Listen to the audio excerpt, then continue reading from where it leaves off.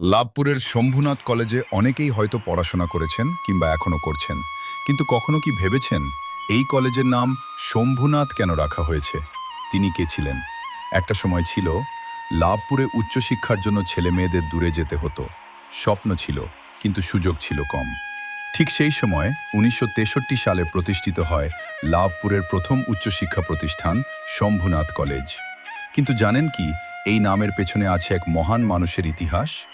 শম্ভুনাথ বন্দ্যোপাধ্যায়, আইন ও শিক্ষার এক নির্ভীক পথপ্রদর্শক।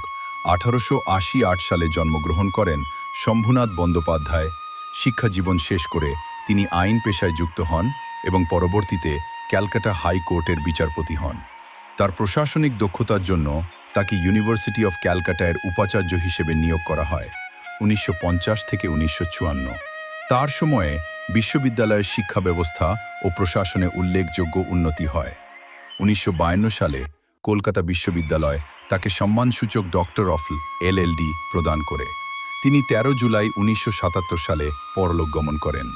কলকাতা হাইকোর্টের মাননীয় বিচারপতি এবং কলকাতা বিশ্ববিদ্যালয়ের প্রাক্তন উপাচার্য ডাক্তার শম্ভুনাথ বন্দ্যোপাধ্যায়।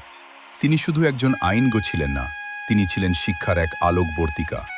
বিশ্বাস করতেন শিক্ষা শুধু শহরের জন্য নয়, গ্রামের প্রতিটি ঘরে পৌঁছানো উচিত।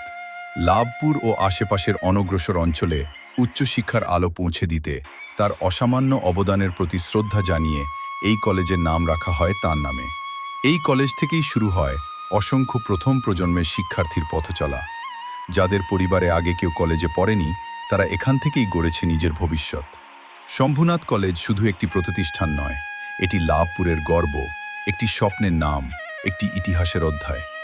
আপনি কি এই কলেজে পড়াশোনা করেছেন? কমেন্ট করে বলুন।